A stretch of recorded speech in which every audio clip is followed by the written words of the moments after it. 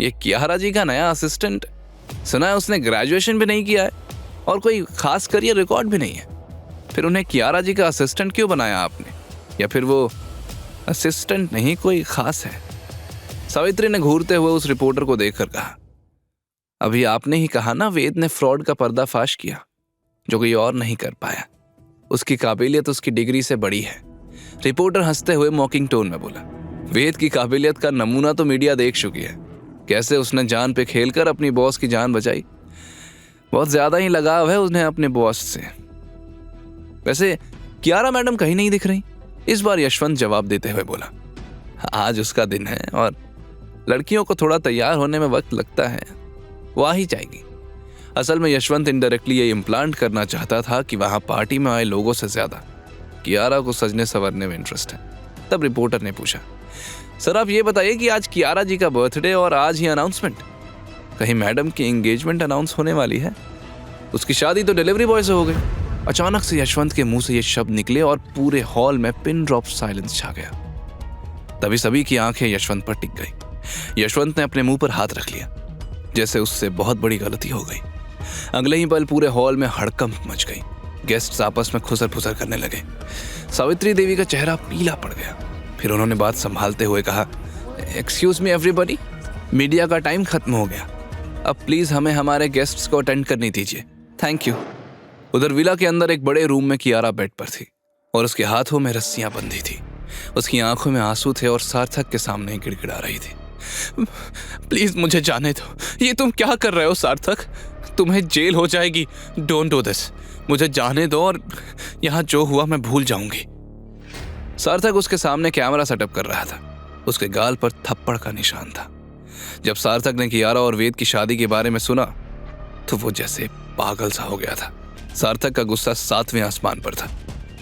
सार्थक मुस्कुराते हुए कियारा से बोला, कियारा डार्लिंग, ये दिन ना मैं भूलूंगा और ना तुम्हें भूलने दूंगा। कियारा की खौफ से आंखें बड़ी हो गई। Are you out of your mind? छोड़ो मुझे, सार्थक हंसते हुए बोला। देखो अब मुझे परेशान कर रही हो। सीधे तरीके से बात मान लोगी तो सब कुछ आसान होगा, लेकिन अगर नहीं मानी, ओह सॉरी, मानना तो पड़ेगा क्योंकि तुम्हारे पास कोई ऑप्शन नहीं है। दूसरी तरफ वेद के पास कोई और ऑप्शन नहीं था। वो मुस्कुराते हुए बोला, गली के कुत्ते ने 3 पालतू कुत्ते पाले। ये कहते हुए वेद ने जैसे ही गेट पुश किया, तीनों कुत्ते उस पर टूट पड़े। वेद ने पहले कुत्ते को एक जोरदार किक मारी, दूसरे को डॉज करके उसकी गर्दन पकड़ी और तीसरे से रेसलिंग करने लगा, लेकिन उस कुत्ते ने उसे खरोच दिया था। मुझे समझा क्या है, अब तक एक आदमी से लड़ रहा था, अब जानवरों से, अब अगली बार क्या एलियन से लड़ना पड़ेगा। क्या ट्रेजिक लाइफ दी है ऊपर वाले ने। कुछ मिनट्स की भयानक लड़ाई के बाद वेद जख्मी हो गया था। भले ही उसने तीनों कुत्तों को ओवरपावर कर लिया था, लेकिन वो उसका पीछा नहीं छोड़ रहे थे। लड़ते हुए वेद की नजर सामने गैरेज पर पड़ी और उसके दिमाग में एक आइडिया आया। इधर कैमरा ने रिकॉर्ड करना शुरू किया। जानती हो कितना इंतजार किया मैंने तुम्हारा, और तुम उस घटिया डिलीवरी बॉय के साथ। ये मुझसे बर्दाश्त नहीं है कियारा, आज मैं तुम्हें अपना बना ही लूंगा। कियारा का चेहरा घबराहट के मारे पसीने से भीग चुका था। उसकी आंखों में गुस्सा, डर और बेबसी साफ नजर आ रही थी। उसका दिल कहीं ना कहीं उम्मीद कर रहा था कि बस वेद आ जाए। उसने हमेशा उसे मुसीबत से बचाया था। Don't you dare touch me. Kiara की तो जैसे जान ही सूख गई। वो बस भगवान से प्रार्थना करने लगी, बस कोई चमत्कार कर दे। छोड़, मैं तेरी जान ले लूंगी, जिंदा नहीं छोड़ूंगी तुझे। कि अचानक डोर टूटकर खुला और वेद जैसे ही अंदर आया। अंदर का नजारा देखकर उसकी आंखें फटी की फटी रह गई। उसने आव देखा ना ताव और 1 सेकंड भी वेस्ट किए बिना उसने सार्थक के फेस पर एक जोरदार पंच मारा। सार्थक हड़बड़ा गया। तू यहां कैसे पहुंचा? लेकिन वेद का गुस्सा 7वें आसमान पर था। वेद गुस्से से चिल्लाया, कैसे हिम्मत हुई तेरी मेरी वाइफ को टच करने की?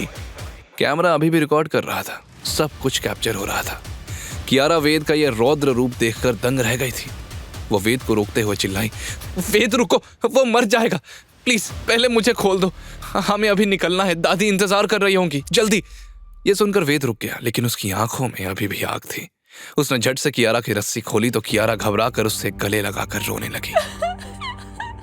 थैंक यू, तुम आ गए, मुझे लगा आज तुम्हें। ये कहते कहते कियारा का गला रूंध गया। Thank you Ved, thank you very much. Ved ने प्यार से उसकी पीठ सहलाते हुए कहा, तुम रोते हुए बिल्कुल कार्टून लगती हो।